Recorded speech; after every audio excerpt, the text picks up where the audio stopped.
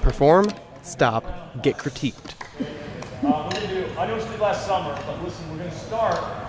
This is the 6th run-through of the night.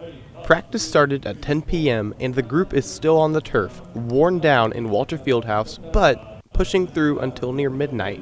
The Marching 110 is preparing for a performance on the Today Show and a part in the Macy's Thanksgiving Day Parade. Assistant Director Joshua Boyer makes it seem like perfection is the goal, but there's 1 minute and 15 seconds in front of a massive live audience on the line. Over 3 million watching in the city and more than 22 million from their TVs. To Boyer, a stage like that demands they aim high. Prepare. Knowing that who knows what could happen. Like there could always be a balloon that's in front of us that takes a little bit too long to get off, and you have to just accommodate for that or something like that. They might run a commercial right before we go, so then we have to wait for the commercial and then go. You never know. And part of that prep is members of the 110 getting used to a faster walking pattern and nailing a new formation. The Macy's Parade has been the main focus of the band since homecoming. You know, the energy is up, you know, and it's just a continuation from the season. We had a last show on Tuesday night up at Ohio Theater in Columbus, and then we roll right into Macy's now coming up. So it's been bang bang, so there's been no time to sit back and relax almost, so they're really prepared though for what's coming up. Especially after today's practice, like we got there and there were still a few things wrong, but by the end, I think we could do it right now if we needed to. That was OU senior Colton Feathers, an alto saxophone. To him, the fact that the 110 is one of 10 bands performing in the Macy's Day Parade doesn't seem real yet. I'm kind of in denial still. Like it doesn't feel like I'm actually going to be at the Macy's Day Parade, and I don't know. I'm really excited about it. It just doesn't feel real until until it actually happens. So, there's the Today Show performance early Wednesday. Then Thursday morning, the 240 band members, plus Boyer and the band director Richard Sook, will grab breakfast before 3 a.m. because they have to be lined up for rehearsal by 3:50. They have a 10-minute window to execute their 115-minute rendition of 25 or 6 to 4 by Chicago during the rehearsal. The thing that I'm fearing most is waking up at 1:45 in the morning to practice, then at 3 in the morning, and then not step off for the parade for like 4 more hours after that. That's definitely something I'm worried about, just being like alert and ready on my best performance, having almost no sleep. Those will be a lot of what we always kind of refer to as hurry up and wait, you know, the morning of, because you got to get there and then you just wait. And so there's that kind of like, and then that down section, and then it picks up right when you go on and everything else like that.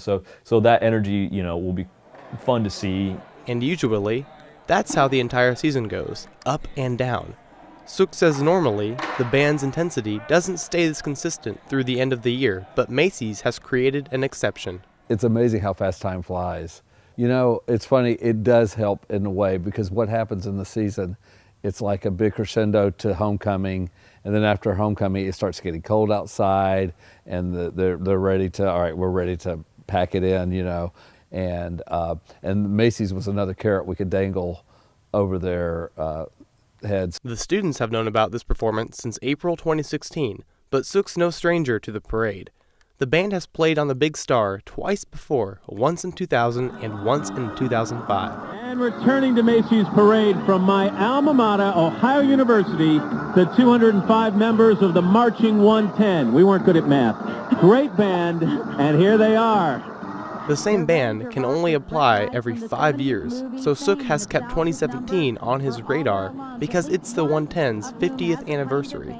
You know, we could have not done it again, and I'd still probably I feel great that I've taken them to see Macy's, but when I was, as a band director, you think, I want to take my band to Macy's Parade, and then it became, oh, I want to take this band to the Macy's Parade. You know, I want to take this band to the Macy's, you know, just because the students have a great experience when they go. This is our biggest stage. You know, like literally the biggest stage you can be in a marching band is probably the Macy's Day Parade. And so that opportunity is one that I value telling as I was a student, now being able to take my students to the parade and share that experience with them now is just incredible. And to watch their faces as they're coming down the route and experiencing that is going to be really cool to see.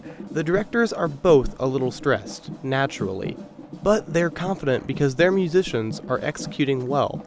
And students are testy after a long practice like tonight's, but Feathers says he can feel the relief after they nailed the song. For him, there couldn't be a better way to end his time with the Marching 110. I guess it's just kind of a culmination of everything that's happened since I've been in the 110. I've gotten so many amazing opportunities, and to end on the biggest parade of the year across the entire country, definitely a high note, going out on a high note. Lineup is at 7 a.m. They step off at 10 a.m. Then they will perform at 11:05. On their way to the Star, they'll perform Stand Up and Cheer and pass Bobcat Corner, a group of over 300 OU alums cheering from the stands. Feathers says this is a unifying event because even though not all Bobcats will be there, he knows they'll be watching on TV from all over the country. This band from Athens, Ohio is playing a role in America's shared Thanksgiving tradition. That's big. It might only be 1 minute and 15 seconds on the Star, but for the members and directors, it's an experience of a lifetime. For The Outlet, I'm Connor Keurig.